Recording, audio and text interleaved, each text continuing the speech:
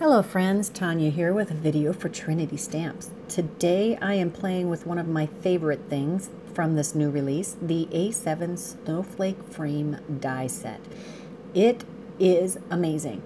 I had made that rainbow tree with the ribbon twist or ribbon twirl stencil from the last release, and I decided to use it on this card. I was so pleasantly surprised that it fit within the rectangular center that comes with this stamp set, die set, and I decided to go ahead and create a frame that matches this. So I pulled out a 5x7 piece of cardstock and I am blending it with Distress inks because I believe I used the Distress inks, not the Distress Oxide inks on this particular stenciled tree. I have salvaged patina, squeezed lemonade, and candy apple. Those are my three favorites right now for creating a rainbow blend. I'm going to take the die for the frame and the rectangle for the center, and I die cut those from white cardstock. I did use a heavy white cardstock, and this will fit perfectly over an entire 5x7 card front. I'm going to use some liquid adhesive both on the outer and the inner edge on this particular piece of die cut, and then I'm going to add a little dot of glue on the center of each of these snowflakes so that it gets those adhered down also. I'm going to tip that up on the surface of my table, and I'm using the edges to get that all lined up, and it comes together pretty easily. I don't have to fuss and fiddle. Just going to make sure that adhered well. I'm going to take my 5x7 card base of a heavyweight cardstock in white, and I'm going to adhere my beautiful rainbow snowflake front to the card, and I'm going to use the same method. I'm just going to tip it up, have the bottom edge be nice and flush on the table surface, and then make sure it lines up on the sides, and it is perfect. I don't have to do any trimming. I'm going to take a little coaster blank and add that to the back of this rainbow twirled tree, and I'm going to adhere that on the front of my card.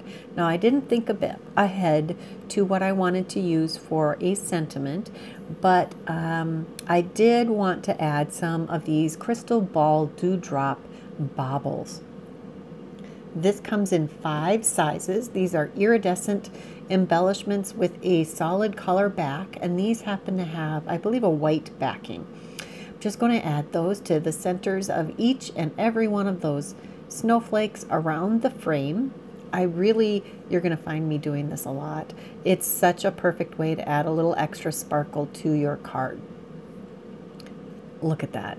I love the crystal ball look on this one. Next, I took out the holiday tag stamps and holiday tag helper stamps. Yep, that's what it's called.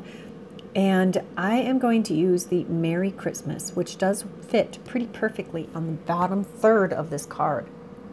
I'm going to use some VersaFine Nocturne ink.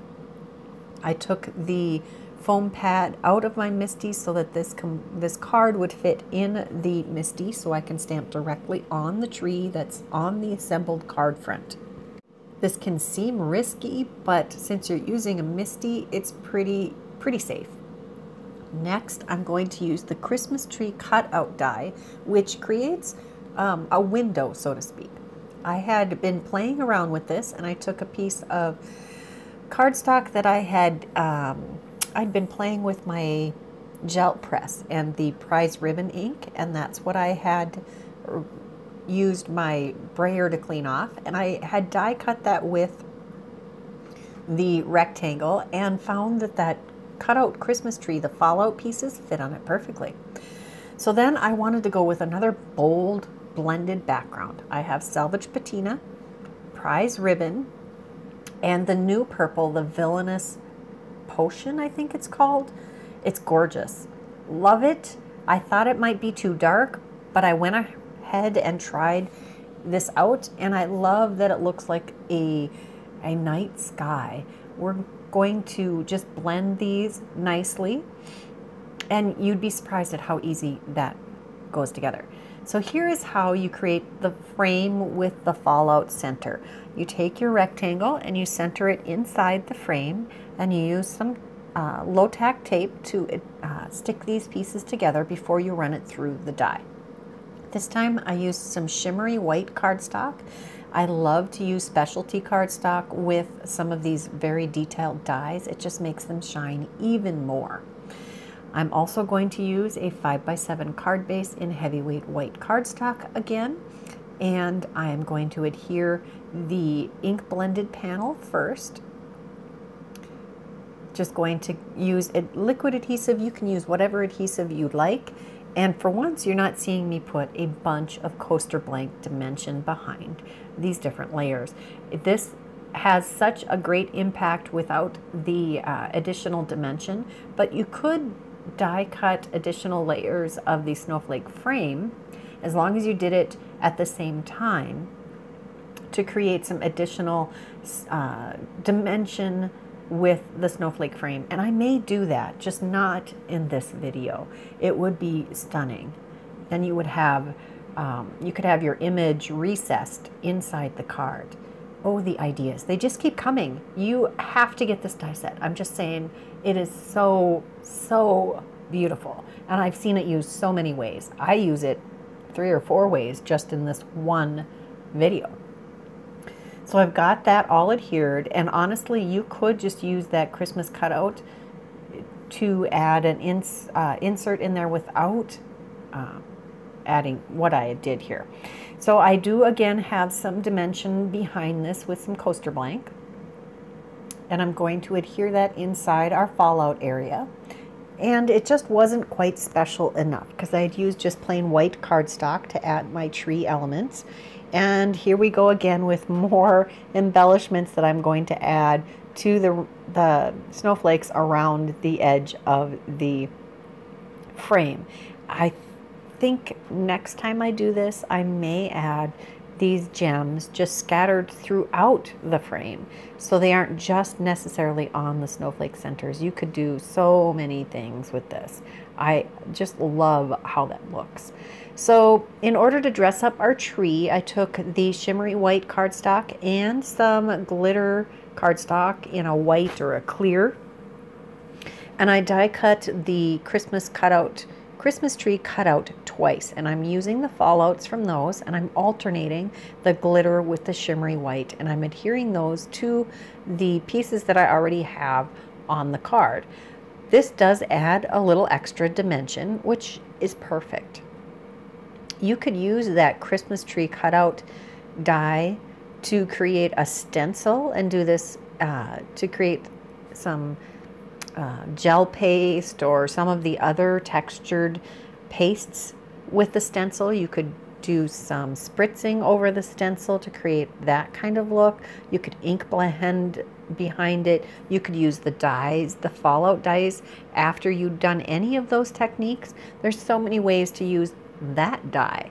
I have used so many products in this video.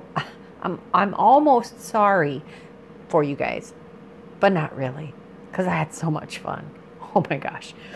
Even the little stump here, you could use a different color. You could do these in green for the tree, brown for the trunk, and then yellow for the star. There's so many ways. And by cutting that out twice, you can make 2 cards.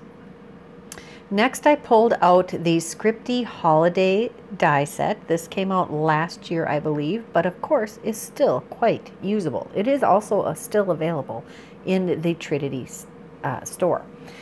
I have die cut the detailed letters with some specialty mirror cardstock. I believe this is called Marina Mist from Tonic.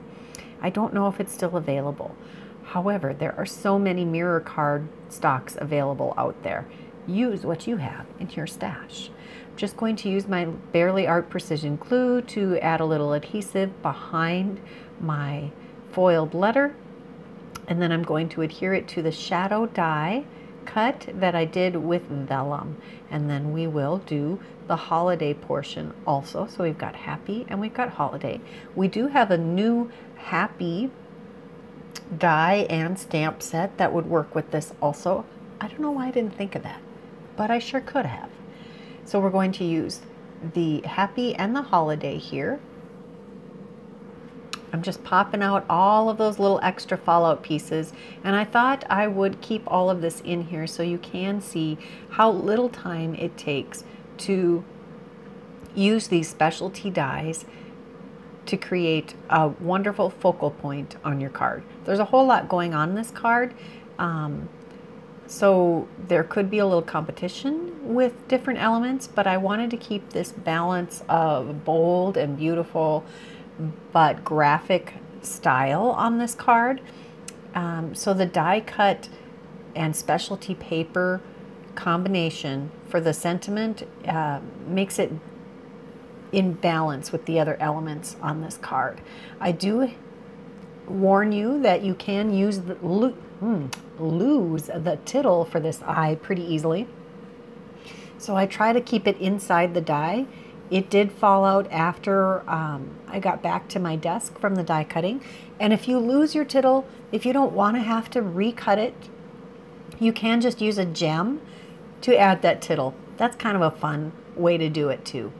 So I'm going to adhere that directly to our card base. I'm not using any additional dimension behind those. You could die cut the detailed word from some extra pieces of scrap cardstock and adhere those behind the vellum if you really wanted, but I decided to keep this a little more flat.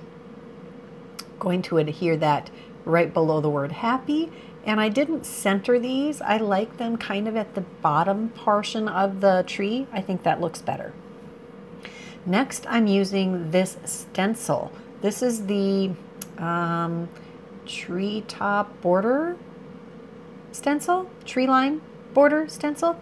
I will have it linked in the description box below. I love this stencil. It has 6 different sizes of trees, and you can layer and layer and layer. I'm only using 3 layers on this particular card. I had actually done this on for the previous release, but I had this extra piece left over, and this is how I created it. This was the 3rd layer of color. I'd used a variety of different greens of Distress Oxides. I die cut that with that rectangle. I also used the border die from the Coordinating Tree Tops die set to make the snowbank with shimmery white cardstock. I die cut that frame with shimmery white cardstock and did not use the rectangle fallout this time. To ink blend that background, I used evergreen bough, iced spruce, and I think lucky clover. It was either lucky clover or pine needles. Either way, they're both great greens and add a beautiful detail behind our lovely snowflake frame. There are some layers of coaster blank behind this rectangle that goes in the center also. And then I'm going to pull out the Winter Winds stamp set and use the Snowy Salutations to add a sentiment to the front of this card. Just going to use my VersaFine Nocturne ink, going to stamp a couple of times and use one of my new combination favorites. I'm using black ink with a clear sparkle embossing powder. I love how this adds such depth and just pops up, makes this sentiment just a little extra special. Just going to heat set that and get it nice and shiny and bold. And the other side effect that I really enjoy of embossing my sentiments when I use the VersaFine ink is that it won't transfer to my cutting plates when I die cut them, which can kind of be a pain in the butt. So I'm going to use my Sidekick to die cut these. They do cut out beautifully. I've done this before. I really like the Snowy Salutations. There's just something about that sentiment. It fits for the entire, well, 6 or 7 months or 8 months of the year in northern Minnesota, which is where I live. And pines are what I see every day looking out my window. So it's so perfect. This is just, this shouts Tanya, I'm telling you. This could be a Christmas card, it could be a hello card, it could be a birthday card, it could be pretty much anything you wanted it to be. And I love how that came together. You could actually even use the winter winds, the seasonal winds, that die that cuts the wind pattern. The excuse me, the Dewdrop bauble that I use for this one is the Rainforest, and that goes very well with the green. And I think I used the Morning Dew color for the purple card, and this one is the Tropical Waters. I created this card to make the product close-up video, and I die cut the snowflakes from a patterned paper that I'd created, and then used all of these beautiful sentiment dies that come with the set. I also used the Winter Winds stamp on the inside, and I used a frosty ink over the top of the ink that I stamped the sentiment with. It goes perfectly with both all of the tree things and all of the snow things. This is a super versatile die set. There are so many samples created by the team. Here's a quick recap of the cards that I created this time. Let me know in the description or in the comments below which one you liked the best and how you would like to see this die set used in the future. If you like this video, please give it a thumbs up. If you haven't subscribed to this channel, please take a moment and do that now so you don't miss any future videos. And here are a few more videos that we thought you might enjoy. Check that description box for all of the products that were used today. And until next time, bye-bye.